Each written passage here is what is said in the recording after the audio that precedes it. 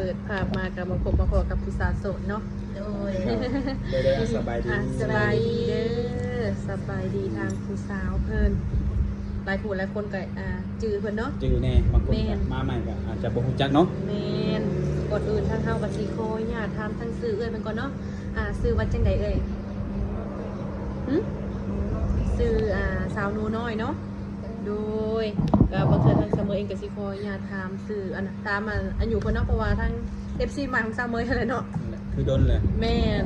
หลายเดือนเป็นปีจังบ่เลย2 ปีเลยแหละอายุจักปีเปื่อย27 ปี27 ปีถามเพิ่นอายุ27 ปีนี่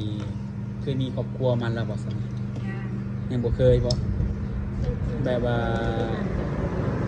ก่อนที่จะออกมาเปิดใจในมื้อนี้เคยลมผู้บ่าวทางใดอยู่บ่ก็มีลมอยู่มันบ่แต่ยังบ่ได้เป็นสู้กันแฟนเอาแบบลมแบบสถานแบบคนรู้จักกันแม่นบ่ดูแบบสไลด์กับแบบบ่ได้ไปต่อบ่ได้แบบแล้วก็หายไปคุยแบบรู้จักชื่อเสียงแห่งน้ำเนาะแล้วก็เงียบไปจังซี่บ่ไปบัดเดียวแล้วเฮาบ่รู้ใจคือความหมายแบบที่เงียบเนี่ยคือทางฝ่ายซ้ายเป็นเงียบเนาะโอ้ดูก็คือในมื้อนี้คือโสดบ่ทันมีไผแม่นบ่ได้โดนแล้วช่วงแล้วว่ามีแต่เฮ็ดแต่เวียกช่วงนี้แล้วใครแน่ช่วงนี้ใครแน่ใครแน่แบบเวียกบ่หลายบ่วันนี้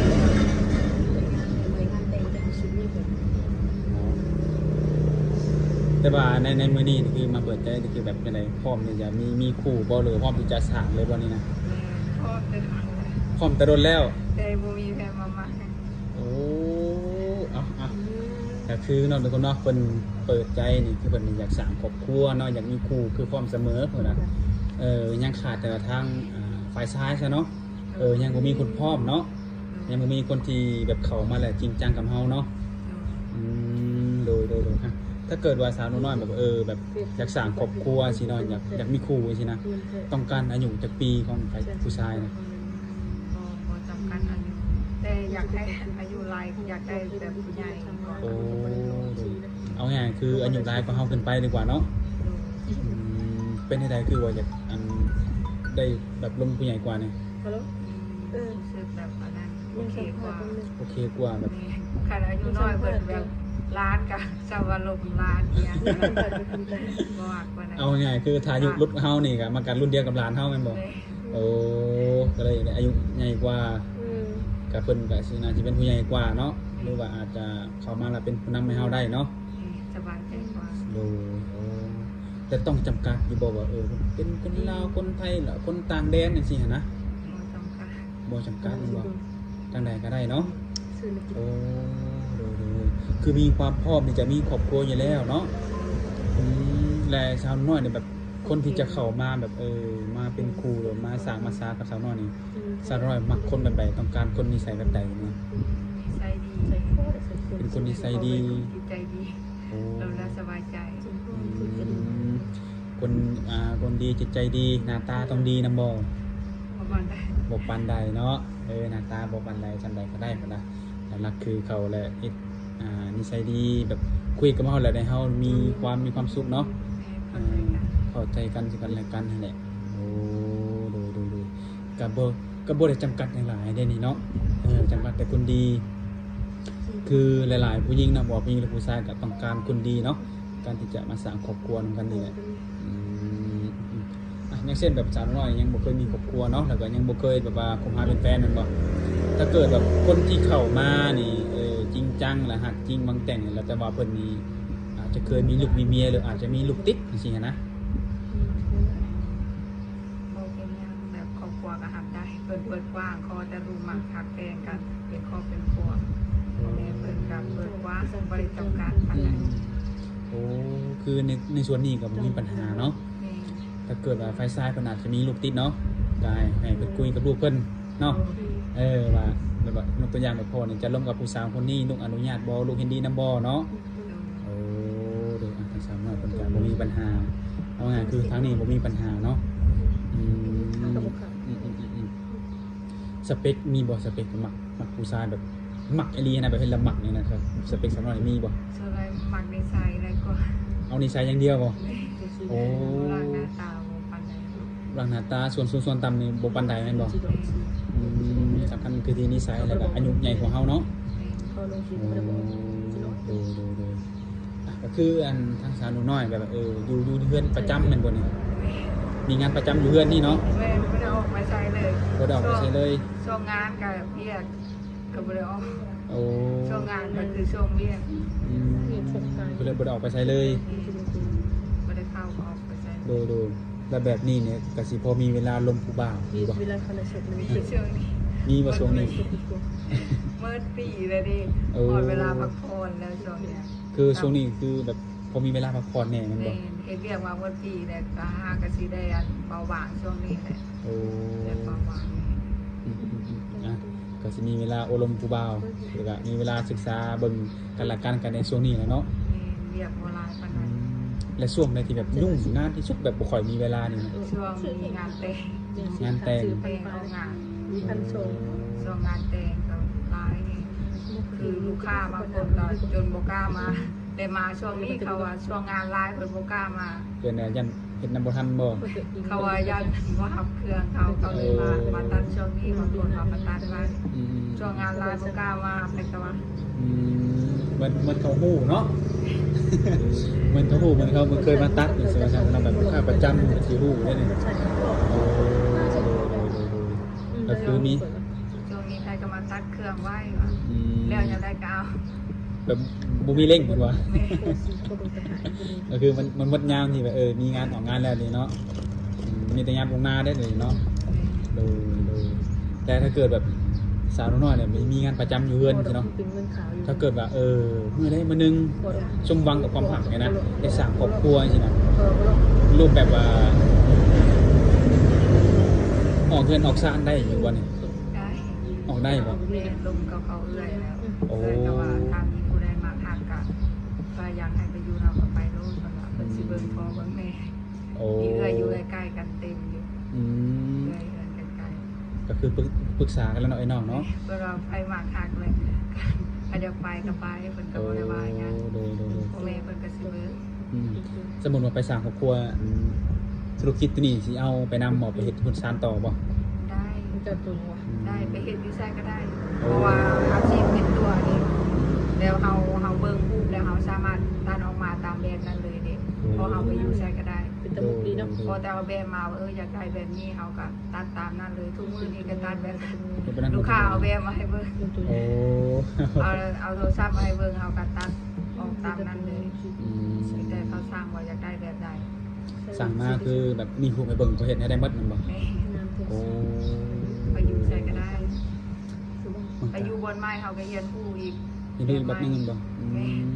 เรียนรู้เอาเฮามีพื้นฐานอยู่แล้วเด้ ดูโอ้มันก็เอาง่ายๆคือสิมีคู่ไว้ดอกทุกคนเนาะหนึ่งมาเพิ่นนี่บ่ได้จำกัดหยังหลายสองมานี่เพิ่นก็สามารถไปอยู่นํได้เนาะหรือว่าทางฝ่ายชายสะดวกอยากมาอยู่พี่ก็มาได้มันอยู่ได้แม่นบ่แห่งดีเนาะเอาสิอยู่นำพ่อนำแม่เฮาเนาะอันนี้ถามเพื่อไว้เนาะว่าอยากได้แบบไปอยู่เรือนอยู่ซานนำอะไร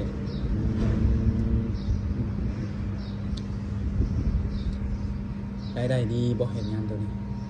ก็พอได้อยู่ แบบ พอ เครื่ ดี อง แล้วเฮาต่อเติมไปเรื่อยๆเด้พัฒนาไปเรื่อยๆเฮาได้เงินมาเฮาก็ไปลงทุนต่อเฮาไปอยู่บนเก่าเด้เฮาก็ไปซื้อเครื่องเข้ามาตกแต่งห้างเฮาซื้อแอร์ซื้อหยังอุปกรณ์ของเฮาแนวสำคัญ มาเสริมห้าง แน่ นะแบบ เฮาซื้อเครื่องไว้ยังบ้านเฮายามเฮาบ่มีเฮาก็ยังมีเครื่องเด็ก โดย ได้สานต่ออีกเฮาบ่มีเงินคืนเฮาซื้อเครื่องไว้แล้วเฮาก็หยิบได้ต่ออีก มีครับมีค เดื รั อบ นนี้เครื่องอีหยังก็แพงเด้ แพงบ่ ซื้อ เลย ไว้ซื้อไว้แล้วดีลงทุนไว้ พอมันสิแพงขึ้นเรื่อยๆนะ แม่ บ่ แม่เอาใช้ลงทุนไว้เอา โด ไป ย พอได้ลงทุนต่อพอได้เฮ็ดต่ออีก มีแบบหับตัดเย็บส่งออกนอกหรือบ่นี่ ส่ง ส่ง เพิ่น บ่ ติดต่อมาตลอดแต่ว่าพี่น้องเพิ่นอยู่ต่างประเทศเพิ่นก็มาหาเด้เพราะว่าเพิ่นเบิ่งในผลงานเด้ว่าเคยตัดส่งออกนอกแล้วคนรู้จักหลาย อืม คนรู้จักหลายเพิ่นก็ติดต่องานต่อๆมาเด้แต่ แต่พี่น้องเพิ่นบอกมาเพิ่นก็มาหาต่ออีกพอเพิ่นไว้ใจพอเคยตัดเพิ่นได้การรู้จักกันหลายนี่ แบบว่ามีผู้หนึ่งมาตัดแหละคุณภาพมันดีเนาะก็เลยบอกต่อกันไปเลยมันบอก เพิ่นแนะนำสมมุติลูกค้าเก่าเพิ่นเคยตัดเพิ่นก็ตัดนำอีกพอเคยลงกันแล้วนี่ โดย พอฮู้กันแล้ว อืม ว่าต้องแก้ไขบ่ได้ ส่งทั่วประเทศหมดเลยต้องจำกัดประเทศส่ง ชมได้หมด ฮะ ชมได้หมดทุกประเทศ ทั่วประเทศเลย นี่ โอ้ทุกคนเนาะ FC เฮาว่าซั่นซะเนาะผู้ที่จะจัดงานแต่งหรือว่างานทั่วไปเนาะจะมีสุดของงานนะสุดเป็นแพรไหมเนาะหรือว่าเป็นแพรต่างๆเนาะมันแบบ ส่วนหลายค่ะคนลาวเฮาเนี่ยเพิ่นอยู่ประเทศนอกเพิ่นอยากได้งานแล้วเพิ่นติดต่อมา แล้วก็เอาไว้ออกงานมันก็สร้างตัดทำตลอด จบแล้วได้สิตัดให้เจ้าของเลยเนาะ ครับแม่ในบอกชุดเจ้าของนะ มีวางแผนไว้อยู่ว่าอยากตัดชุดเจ้าบ่าวเจ้าสาวให้เจ้าชุดเด้งค่ะตั้งใจตัดตลอดตัดแววเฮาตัดเกินลูกค้าเนาะก็มีความฝันอยากใส่ค่ะนะก็ตัดเกี่ยวไว้ตลอด เก็บไว้ตลอด แม่ ตัดแต่สุดเจ้าสาวสุดเจ้าบ่าวยังตัดให้บ่ได้สุดเจ้าสาวเจ้าบ่าวก็บ่ ยัง ฮู้ บ่ ว่า ฮู้เลยนะ สำฮู้ว่าเจ้าบ่าวสิมานี่ใส่ใดบ่ โอมหรืออ้วนเนาะ แต่ว่าพ่อแบบมีความฝันอยู่ว่าอยากตัดชุดให้แฟนนั่นน่ะแต่เปิดห้างไว้เราไม่เคยตัดให้เลยตัดแต่ให้ลูกค้า โดยสมมติว่าทาง FC นี่เนาะเพิ่นแบบว่าจะเป็นนุ่มๆเนาะที่ว่าคนที่แบบเคยร่วมน้ำเจ้าแบบนี้ค่ะนะเมื่อเพิ่นเห็นคลิปนี้จะบอกว่าจะพร้อมแบบนี้ค่ะเนาะคันเพิ่นติดต่อมาแบบนี้ก็สิลมน้ำเพิ่นอยู่บ่ ยังไม่แน่ใจ ต้อง ยังบ่แน่ใจ ส ว่า ไตล์ว่าต้องเบิ่งก่อนเนาะว่าคนที่สิเข้ามานี่เป็นคนแบบว่าคือลงสำเอาแล้วมันเป็นอะไรมันบ่ แต่ว่าแท็กซี่ว่าอะไร ตั้งแต่ล้มไปสินะมีแบบคนที่เฮ็ดให้ชาวน้อยกันมักหักและจริงใจนำเนี่ย บ่มีอยู่บ่ มีเอาแววเอาวาดผ่านว่าคนนี้แหละว่าเขาก็ตั้งใจเนาะคนนี้แหละสุดท้ายเขาแบบบ่นั่นแม่เขาก็ว่าตั้งใจคนนี้แหละเขาก็มั่นใจเนาะแล้ววาดผ่านไปเนาะเขาก็เชื่อคนง่ายเนาะ เชื่อคนง่ายแน่ แม่เขาว่าในได้เขาก็เชื่ออะไรว่าแล้วเหินเอาเงียบไปเขาก็ทำใจได้ว่าเขาก็เชื่อใจกัน คนที่ชาวน้อยอันคิดว่าเชื่อใจแล้วมันคิดว่าเป็นคนนี้เป็นคนใส่คนลาวหรือคนไทยหรือคนต่างประเทศเนี่ย คนไทย เป็นคนไทย สุดท้าย เงียบคือคนเงียบบ่ แม่เป็นจักรวาลนั่นแหละคนบ่สานต่อ คนประสานต่อเขาก็บอกว่าถึงได้แบบนี้เนาะ ไม่เอาลมไพเอากระหมักแน่เนาะ โดย ก็มั่นใจคนนี้เลยว่า ทำแบบนี้ได้สักแต่คนที่ชาวน้อยแบบมั่นใจนี่นะถ้าคนกลับคืนมาเนี่ยพ่อมาขอเลยเนี่ยจะพ่อบอก เบิ่งก่อน ต้องเบิ่งอีกบ่ แม่เขาก็บ่ฮู้เขาเนาะเขาผิดวางเทื่อนึงเขาก็บ่อยากปานใดเลย โอ้ก็คือแบบความสนใจห่างกันมันก็ลดลงนั่นแห แม่ ละ เขาก็บ่แน่ใจเนาะ บางทีแบบเงียบไปเพิ่นไปบอกว่าเป็นหยังสาเหตุหยังบางทีบ่แน่อาจจะกลับมาพร้อมเหตุผลก็มีเด้มีคนที่เงียบไปยันว่าเป็นนั่นนี่ธุระนั่นธุระนี่นะพร้อมใช้โอกาสให้เพิ่นอยู่บ่ถ้าเพิ่นบอกเหตุผลนี่ เบิ่งก่อนแต่ความรู้สึกมันบ่อยากคือเก่า บ่อยากคือเก่าสไตล์แบบว่าเฮานี่มีความฝันเนาะวาดไว้คือคนนี้มันบอกคือความเขาเสียใจเต็มร้อยแล้วเนาะ แม่เสียใจไปพักนึงเลยนะ อืม บ่ทำแต่เป็นคนจริงจังกับชีวิตแฮง โอ้ คนจริงจังแฮง จังไดก็รุ่นเฮาเนาะผู้ที่สิกลับคืนมา กะลองแต่ว่าทักมาได้บ่ทักมาลมได้บ่ ได้ ทักมาคุยเบิ่งได้เนาะว่าสิสานต่อได้บ่เหตุผลเจ้าเพียงพอบ่เนาะในการที่เฮาจะคุยกันต่อสินะโดยก็คือในมื้อนี้ในการเปิดอกเปิดใจนี่มันต้องมีทางการติดต่อเนาะทางสาวน้อยมีหยังแน่ที่แจ้งให้หนุ่มๆแบบไว้ลมกันเนี่ย มีเฟซกับไลน์ มีเฟซกับไลน์เนาะ แม่ มี2อย่างบ่แนบบ่ได้ลิงก์บ่โอ้มี2อย่างนี่เนาะ ตะกี้หาลินแต่เฟซ กินอินเทอร์เฟซ ไลน์หากระตั้ง ทางกระตั้งมาเพื่อ FC โดยเฉพาะ อัน นะคะกะลินยังบ่เป็นจ้ะ แบบยังบ่ถนัดเนาะ แม่สไลด์ลิ้นจะเป็นมันสะดวกดี โดย เดี๋ยวเขาติดต่อลูกค้าเนาะ อืม เดี๋ยวเขาลงผลงานเขาก็เห็นเลยนะ แบบว่าเขายังแบบพอมีลูกค้าเลยเนาะบางทีเพิ่นอาจจะเข้ามาแบบบ่แม่นด้วยความฮักเลยก็อยากสนับสนุนเนาะหรืออยากอุดหนุนเนาะ แม่ อ่ะ FC เฮาทางไกลทางไกลหรือว่าอยู่ฝั่งไทยนะอยากอุดหนุนหรือว่าอยากลองฝีมือซะหน่อยจะผ่านโปรบ่ลองมาอุดหนุนได้เนาะสักสุด2สุดทุกคนเนาะหรือว่าอยากบ่มั่นใจในการสั่งก็มาสั่งในอยู่เพื่อนนี่ได้บ่มาเบิ่งตัวจริงได้นี่ แทกนะ ได้เนาะ ถ้านั่นก็โทรมาโซนแทกได้แทกบ่เป็น อืม ฝากคุณลุงเนี่ยเด้อ ดูผ่านนะทุกคนเนาะถ้าว่าอยากหมักห่างก็ได้ไปคุยไปคิงก็ลองมาโอ้มาลมกันแหละทุกคนเนาะแต่มันก็คือสิเป็นไปบ่ได้ดอกที่ว่าเห็นแล้วสิมาขอเลยนี่บ่ได้ดอกเนาะทุกอย่างมันก็ต้องใช้เวลาเนาะต้องคุยกันศึกษาเหมือนกันสิเข้าใจกันบ่ในแต่ละเรื่องนั่นแหละดูก็คือสิบ่มีหยังหลายแหละทุกคนหรือว่าทางที่งานมีหยังสิถามเพิ่มเติมบ่ แต่ทางสาวหน่อยสะดวกคุยโทรศัพท์เวลาไหนจ้ะ ลงได้ตลอดเพราะว่าเฮ็ดเวียกนำกันเปิดโทรศัพท์ฟังมักฟังนิทานดิ แบบมักฟังเสียงกันนะแบบพังเสียงค่ะพังได้แต่ทำมือเขาเห็นเรียกดิ โดย มักเปิดนั่นเปิดมีฟังอ โด ยู่ ยโดย แต่เขาว่าวได้ดิว่าวเขาว่าวได้มือเขาเห็นเรียก โดยแบบว่าภาษาใต้แบบผู้บ่าวอยากล่มเนาะในช่วงเป็นเฮ็ดงานนี่ต้องมีคือมีแต่โทรเหมือนบ่นี่ต้องโทรเนาะ ก็